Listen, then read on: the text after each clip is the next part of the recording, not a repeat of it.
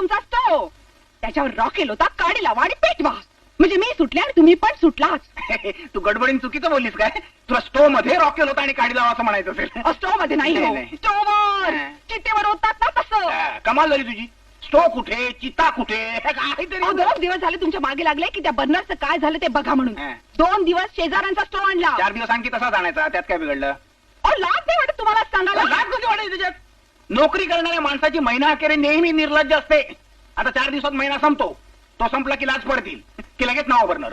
काल रात्री शेजाऱ्यांनी आपला स्टो परत नेला. नाही ना, वांधा नाही. काय परमेश्वर कुणाकुणाला खूप मुलं देतो, कुणाकुणाला खूप पैसे देतो. तसे त्याने आपल्याला खूप शेजारी दिलेत. निदान 7-8 तरी शेजारी असतील ना आपल्याशी न म्हणलेले. त्यातल्या 5-6 जणांनी सांगितलं त्यांना सवड नाहीये स्टो द्यायला. मग शेगडी आहे की आपल्याजवळ? शेगडी नाही का? शेगडी कोळसा संपलाय.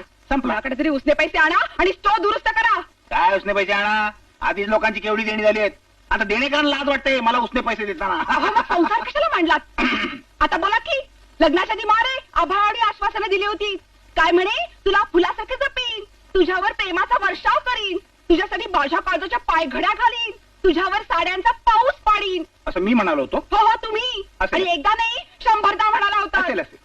काय दारूचा घोट घेतल्यानंतर आणि लग्नाचा घोट घ्यायच्या आधी पुरुषाच्या आपल्या जिभेवर कधीच ताबा राहत नाही. असेल असेल, मी म्हणालो असेल. अहो, इतके शांतपणे बोलाल तुम्हाला काहीच कसं वाटत नाही. अरे मीच बुरखा म्हणून तुमच्यावर भाळले आणि फसले तुमच्या जाळ्यात. मलाही तसंच वाटतंय. मी अरे, असं कुठं म्हणलं म्हटलं मी तू नाही, मी बाद झाला.